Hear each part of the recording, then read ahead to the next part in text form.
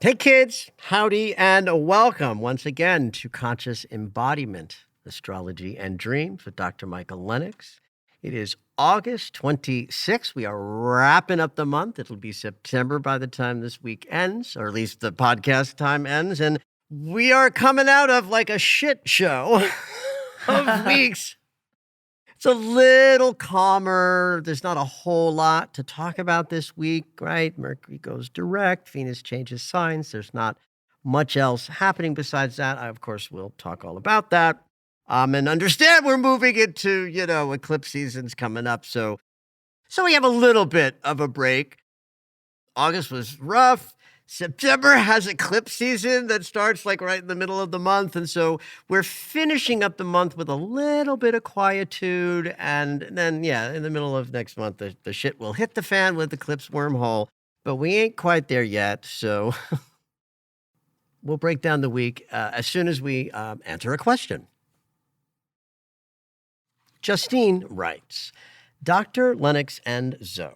Hello, thank you so much for your teachings and guidance through the stars. Your work is truly transformational.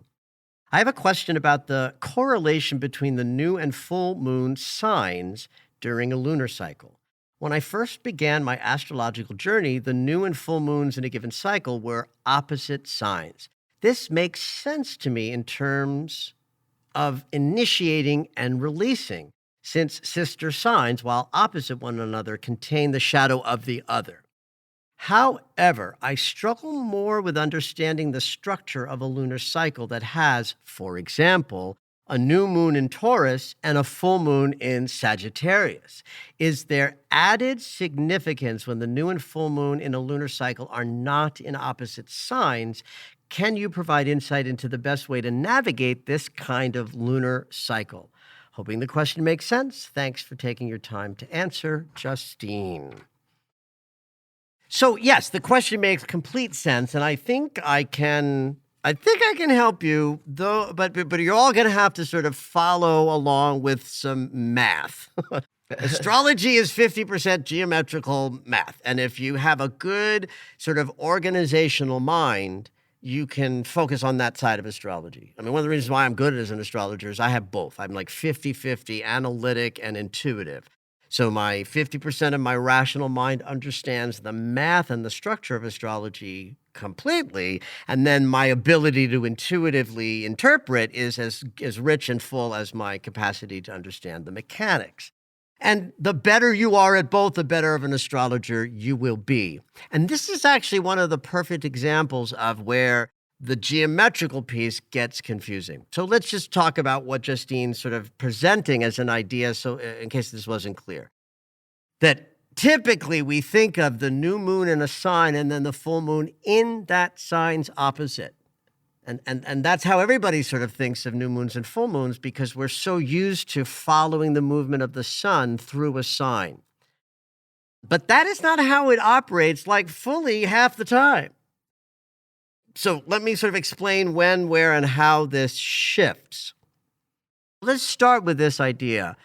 Every sign is 30 degrees wide, 30 degrees of space. The sun's movement, which we understand, we're talking about the Earth's orbit, not the sun. The sun doesn't move, but we say the sun's movement in astrology, referring to the Earth. So the sun's movement is 1 degree a day. So if it's a 30-degree wide swath of space, it takes 30 days of time for the sun to traverse it. So if a new moon happens anywhere between 0 degrees of a sign and like 15 degrees of a sign. The full moon that'll happen 2 weeks later will have the sun in the same sign as the new moon. In other words, if the new moon is at 2 degrees of Aries, 14 days later, the sun is at 16 degrees because the moon will move 1 degree a day for 14 days between new moon and full moon. So there's a thing called the Saros cycle, S-A-R-O-S, that describes the 19-year lunar cycle that connects with eclipses and the nodes of the moon and all kinds of complications that's even beyond my structural math ability. Like, oh, I get it intuitively, but I can barely describe what it really is, except that one aspect of this Saros cycle has the points of the new moons backward descending.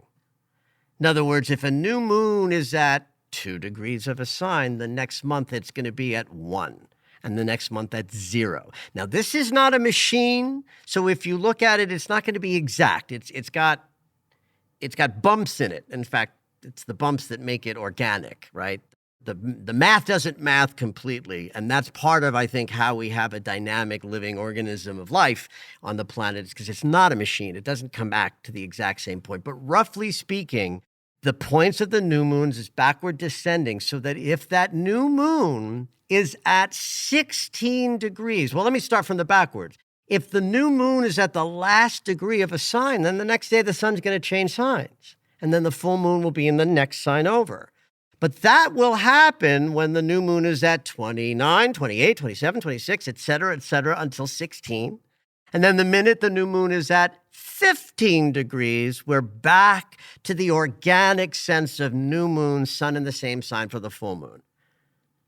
So that means that we live half the time, roughly, with a new moon with the sun in one sign and the sun changing signs by the time we get to the full moon. Now, how to work with this?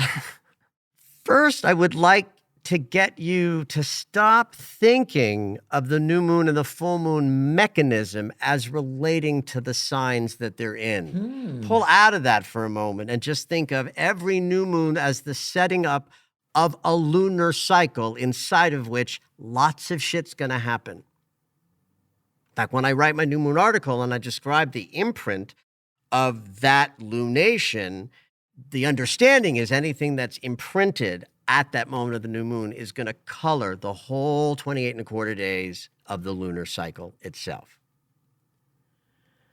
So we set intentions in the new moon and we harvest the benefit and release what we no longer need in the full. And that's the mechanism of every lunar cycle.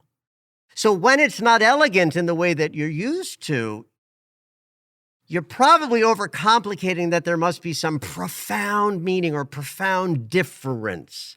But there really isn't. We are working with a different archetype when we get to the full moon, and so you do have to account for that.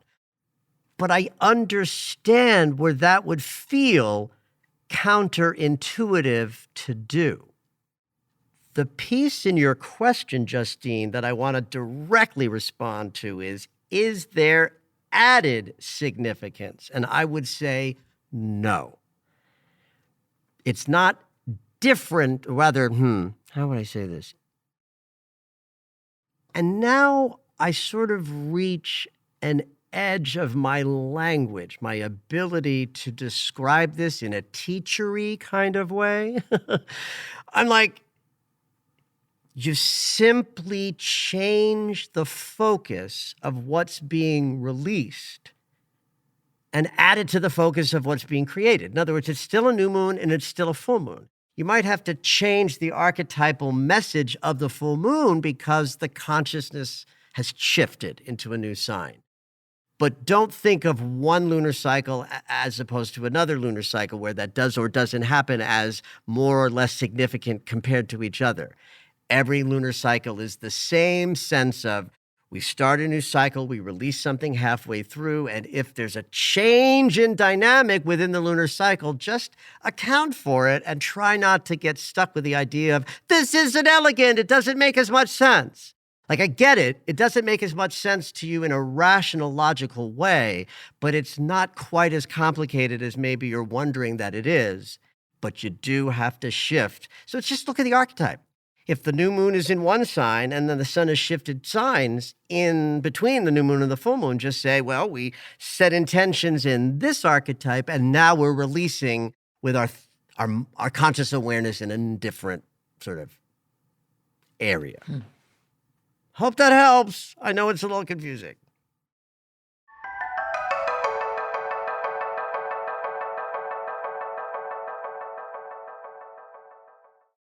Now I'm going to do something that I never do on the podcast, which I thought I would do much more when I set this up, which was to sort of do shameless plugs periodically when I'm offering something. And the fact is, I just get so caught up with what I'm really doing here, which is presenting the week's astrology to you, that I often forget to even look at my calendar to see if there's something to talk about. If you only know me as an astrologer, you may not even know that as a psychologist, I offer a whole litany of classes in self-investigation and shadow work. Love this part of my world. And I've got a class starting on Saturday that's one of the juicy fun ones where I use myths and fairy tales to contextualize a specific kind of shadow work dive. Shadow work just means we're looking at stuff we would typically not look at, taking stuff out of the hidden spaces and saying, can I love this part of me? And when we use a myth and a fairy tale to contextualize the dive, then we're focusing specifically on certain themes. This one is about Hansel and Gretel as the fairy tale, and Demeter and Persephone as the myth. Hansel and Gretel isn't just about how the witch is going to eat the kids, and isn't that scary? It's also about agency. The children leave the home and sort of learn how to have an experience of going out in the world and tethering back. And we learn a lot about that in our childhood. We face our fears in the woods with the Hansel and Gretel myth. And then Demeter and Persephone lets us take a look at shadow and she's stolen away to the underworld, but what people seem to forget is that she then becomes queen of the underworld. And so we get to look at that myth and say, our innocence may be taken down to the shadowy realms, but that's how change and transformation happens, and we become queens of our own underworld and become more powerful as a result. Class starts on Saturday. It's 4 dives each. There's a Facebook group. You can work one-on-one on me. Each, if you come to the class live, you can work with the recordings if you prefer that. And just head on over to michaellennox.com, check out my classes page, and maybe I'll see some of you there this Saturday.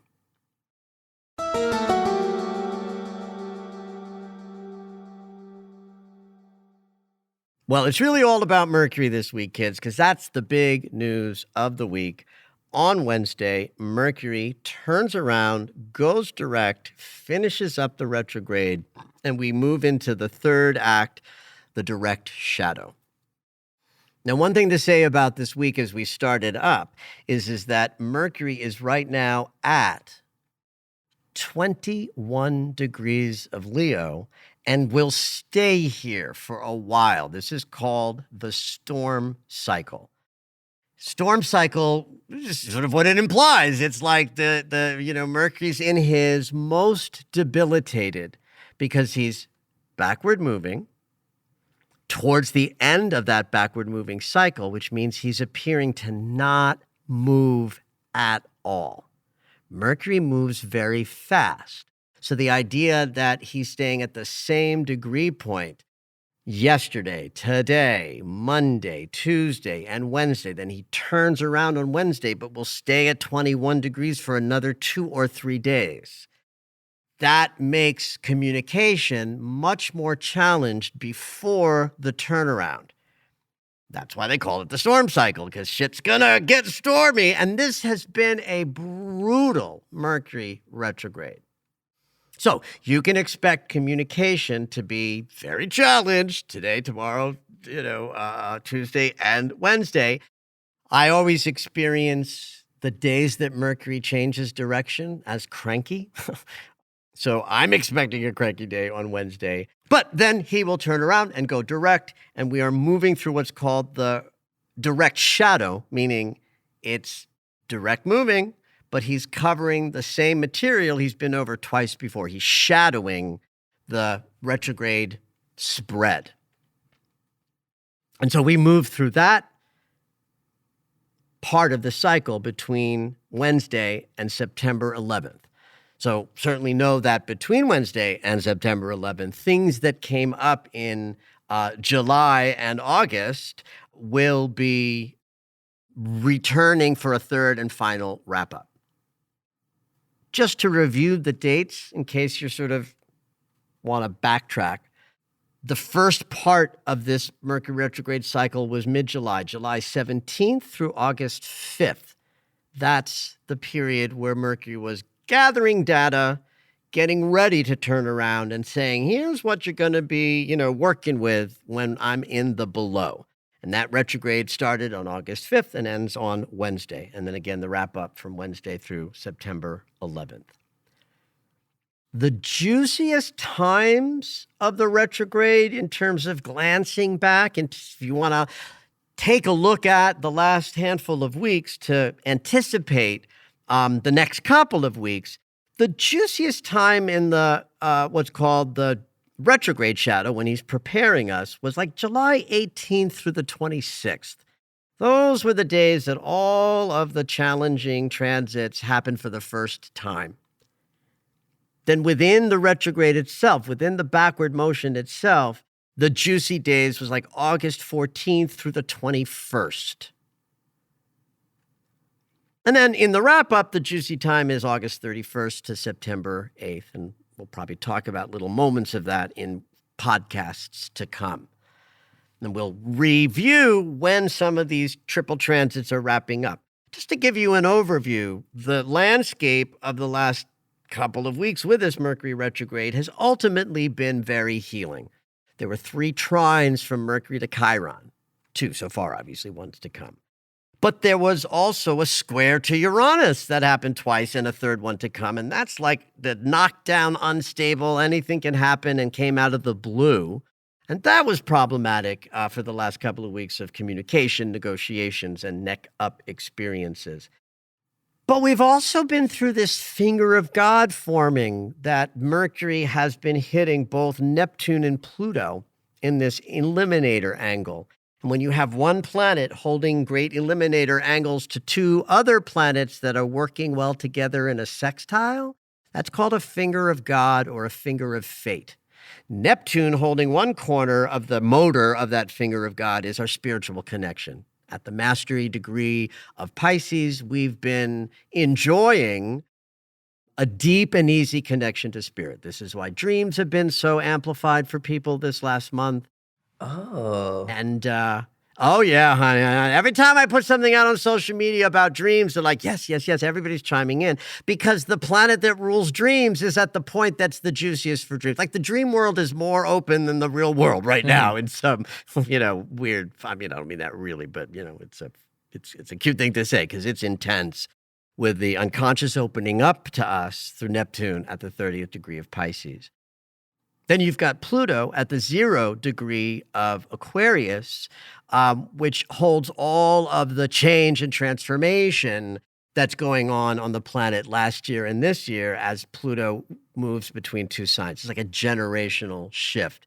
So if spiritual connection and deep change are working really well together, this Mercury retrograde creating a finger of God says, conversations, interactions, negotiations, writing, anything mercurial that took place over the last 3.5 weeks of the retrograde, the first part and the part yet to come, could have some of us in very different territory down the line as the next few months unfold.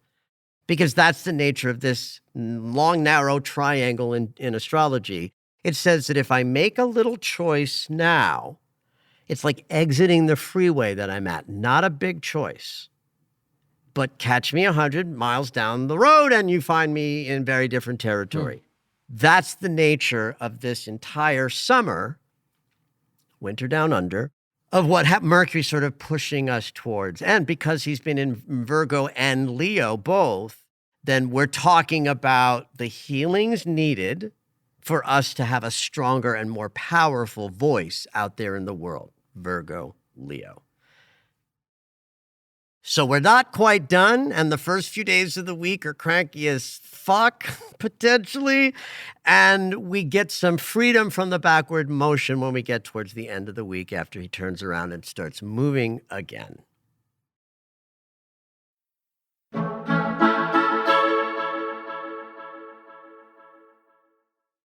So I'm going to have to sort of end my obsession with Venus. Oh, this is the end. Yeah, she's been in Leo all of this time, and this is where she retrograded last year in Leo. Yeah. And so I've been, presenting Venus's movement over the year because it takes that time. This is just a principle of astrology. Something happens on a Tuesday in a month, and then the impact of that energetically is carried by the moving planet as it moves around the ecliptic. This is no different than talking about the moon in a lunar cycle. Right? The thing that happens is the new moon, and then we follow the moon around the ecliptic for the entire cycle. And we say that the moon brings the consciousness of the lunation with her as she moves around the ecliptic that month. So the same thing with any conjunction or backward motion is like the beginning, the initiation of something. And then we follow Venus as she moved around the ecliptic, delivering new capacity to love in a bigger and dynamic way. And yeah, by moving back into Leo this summer, winter down under, we come full circle. And now she's about to change signs and move into Libra, her home turf. We love when Venus is at home. It means love is more at the ready. Venus rules both Taurus and Libra. In Taurus, it's more about the sensual pleasures of being alive and in a body. And in Libra, it's all about relationship and the mirror consciousness. And in fact, this is where we learn that if I put love out, I'm going to receive love back. And if I receive the love gracefully, it's going to automatically be pouring from me. That's the beauty of the mirror.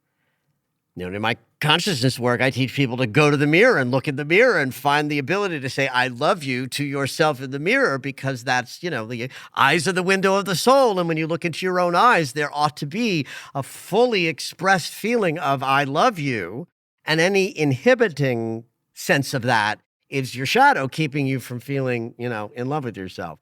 We're more in love with love and world when Venus is in her home sign of Libra, where she will stay for 3.5 weeks, starting on Thursday. But it's going to be an interesting week energetically, between Mercury turning around and sort of giving us awkward and bumpy communication. We also have this ingress happening, and on Wednesday, from where she's sitting at the very end of Virgo, she will move through the inconjunct with Neptune, the great eliminator angle, with the planet that has the potential to cloud us up with our perceptions. This is the this is the either the he's not that into you or oh my God, he's into me. It could be either. Yeah. It's like the reveal. Neptune keeps us confused when he's when his shadow is kicked up. And with love, with Venus, it's always about, not seeing things clearly. There's a lot of stuff on social media that says, if you're wondering if he's interested in you, he's not. Yeah. Oh, God. And there's something to be said about that. It's like, when people are interested, generally they, on some level. So do be on the lookout as we move through the middle of this week, some measure of like the fog lifting on some relational dynamic or some emotional experience. And then the very next day, on Thursday, Venus moves into Libra and trines Pluto, bringing in like the gravitas of the Lord of the underworld and filling us with love. In fact, this is funny that I'm teaching a class starting on Saturday that has to do with Demeter and Persephone. This would be a transit of, Persephone understands herself as the queen of the underworld, right? Venus in Leo harmonizing with Pluto. That's to have our hearts open and at the depth of passion without being afraid. So I think there's something interesting happening in all of our heart chakras this week. With Mercury sort of turning around and having us come out of the clouds of knowing more about what's going on in our unconscious as a result of Mercury having been there, and Venus taking us through some paces this week where first she's going to say, see things, feel things more clearly, and now stand in your desire for powerful experiences of love in all forms that bring you passion, depth, but a beautiful sense of mirror, that as you love deeply and powerfully, the world will love you back. Have at it. Did you know that Michael has a daily astro alert? If you enjoy hearing the weekly astrology, you might like knowing more about each day. When you subscribe for the daily astro alerts, you'll get an in-depth explanation of the day's astrology sent right to your email. Subscriptions are only $10 a month, or you can purchase the yearly subscription at the reduced price of $100. To subscribe, head over to michaellennox.com.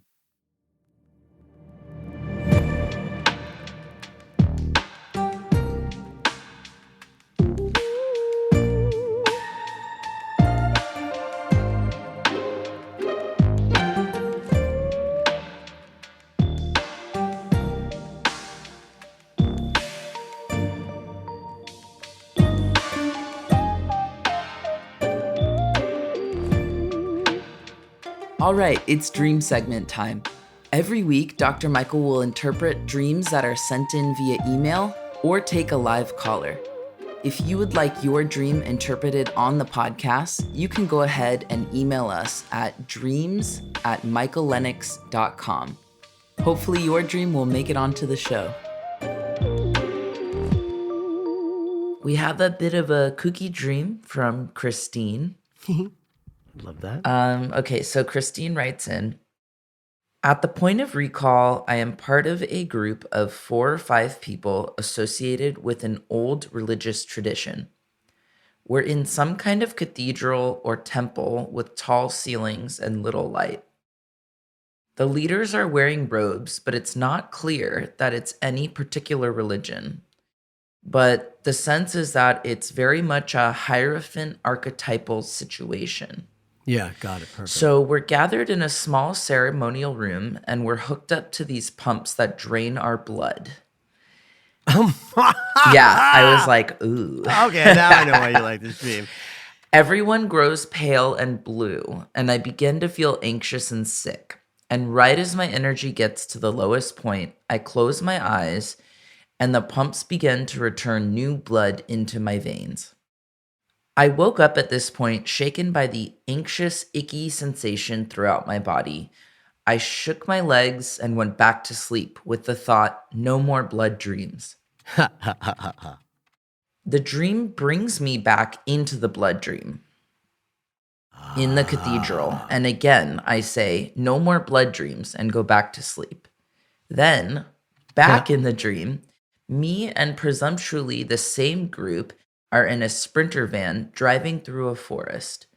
Someone runs in from the back of the van and sprays pink mold all over the windshield. Space-time shifts, and when the person disappears and I clean the window, the road has disappeared and we're stuck in the middle of the woods with trees and snow all around us. We get out to walk, and a short distance later, we find a natural hot springs and get in. That's where the dream ends. Oh, fabulous dream. I was like, this is wild. Wow, I love this dream. All right, so we're clearly in some kind of consideration of a kind of ceremonial transformation, right? We've got all the earmarkings of symbols that we understand through religion, like a temple, cathedral, high ceilings and robes. But then we add the Hierophant, the card from the tarot that says, okay, we're not in religion. We're in something more general about ritual and transformation. So the Hierophant card actually symbolizes like spiritual knowledge, spiritual tradition. And I think in the Rider card deck, I could go to my cabinet and pull it out and see. I think the image is very like cathedral-like. in my memory of it. So in this dream, Christine is absolutely in her highest thoughts about a spiritual life, living a life, based on spiritual principles, ancient ones, in fact. Now, if we accept the premise of the opening description of the dream as relating to high-level spiritual structure, we have to see the pumps that drain the blood as beneficial. It has to be connected because that's how dreams work. First, I would say dreams are for us, never against us. And the idea of no more blood dreams is a waking life aversion, right? It's like you wake up from an uncomfortable dream with an image that bleeds into your waking life with yucky feelings. You're going to be like, no more blood dreams. And yet I sit here, saying that this is a powerful act of taking us close to death and being reborn. You drain the blood almost all the way and then you replace it. That's like allowing the surrender to change us deeply and transformationally. In fact, she says at the lowest point of energy, she closes her eyes. That to me is a symbol of surrender. Like, that's the point where she goes, all right, I'm just going to let this happen. Yeah. And that's when the new blood starts coming in. So she wakes up with a yucky feeling because she's being introduced to really deep and fairly dark transformational energy where we understand that change and transformation is so scary, it takes us all the way to the point of death. And then we return, like the phoenix, changed until the final change when we actually die and come back on the other side. I could see somebody vibing with like, these are how vampires are formed. Like, in the myth of vampires, it's like if the vampire drains your blood to almost death and then gives you a little of their blood to drink, they become a vampire. But I'm even going to call that association, right? Because Christine might have had that association. I'm certainly having it because I've always loved vampire movies. But even that to me is a symbol that what's happening in this cathedral is a sacred transformation. And so when she wants to not go back to the dream, it's interesting to me that she doesn't go back to the cathedral, but she's with the same group of people. She mentioned 4 or 5. That to me is about the 4th and 5th chakra. That's the heart and the throat. 4 is the center in our heart. 5 is the throat chakra. So if you're going to mention a number to me in describing a dream, I'm going to pull out numerology. Now, did you say sprinter van? Yes. What is that? I think those are we also call them creeper vans. Like the big ones. So like the when I see in my neighborhood this big, huge white van, people delivering packages, that's a sprinter van? Yes. Yeah. It can fit like 9 people or whatever. Right. They're huge and weird looking. Well, I'm going to use that as an image. Like, it's an interesting choice of a vehicle, right? To show up in the dream. So we have to assign it some sort of meaning. So I'm sort of stretching with the associations here because Christine's not here. So I'm sort of adding my own of talking to you about what kind of van are we talking about, which I kind of knew what it was before I asked, but I wanted to make sure because I'd never heard that term before. That's an interesting vehicle out in the world. We know that it's filled with abundance and desire and things yearn for. It's filled with stuff people have bought and it's being delivered to them. So it's an interesting vehicle to show up in Christine's dream. I mean, I think the real juice is that she's in a forest, which means she's in some shadow work. She's in the hidden. Yeah. She goes from the blood draining to a place of inner private shadow, the woods, where things happen that change us, but that are not visible in the sort of day-to-day, ordinary space. It's an extraordinary space to go into. But it's this particular van that carries her into the woods. So then I'm going to declare this second dream is about moving towards more possibility and abundance and new, yummy, but we got to visit the forest. We got to go into the hidden realms to see. It's just really interesting to me that two things happen that limit Christine's ability to see where we're going. Pink mold on the windshield first, and then the disappearing road. I think there's interesting things about that. First of all, mold is sacred. Mold is psyllium. Mold is a part of our consciousness that is partly why life happens. Fungi have changed everything. Besides the fact that they're in the earth, connecting every being, they have changed our psyche through psilocybin molds and psyllium. Am I saying that right? Psyllium? Yeah. Mycelium. Mycelium. Like mushroom? Yeah, mushrooms. Network is mycelium. Yeah. Yes. So pink is to have the root chakra lit up and the blended light of all light, that's white, right? Mm-hmm. White light is all spectrum of light merged. Red is the lowest vibration of the visible spectrum. So if we combine it to pink, then we have I'm grounded and safe, red chakra, root chakra, but I'm operating with the highest level of consciousness, pure white light. So to me, spraying the windshield with pink mold is to say, stop worrying about where you're going and trust that where you're going is through, I feel grounded and solid. I'm connected to higher light, and I'm connected to that which connects us all, mycelium, pink mold on the windshield. Like that to me is a sacred image, but she cleans it off, which is like the inner resistance saying, no, I can't not see where I'm going. I have to see where I'm going, except that her psyche then says, well, okay, I'm going to take away the road then. Now you really can't see where you're going. And there are trees around, which means she's protected. She's in the sacred space of the woods where transformation happens. There's snow, which is interesting to me because the snow implies emotions and felt experiences that are cold, that have frozen over, that aren't thawed. You know, we like warmth, frozen. I mean, it's not like frozen bad, warm good, but like I'd rather be warm than cold.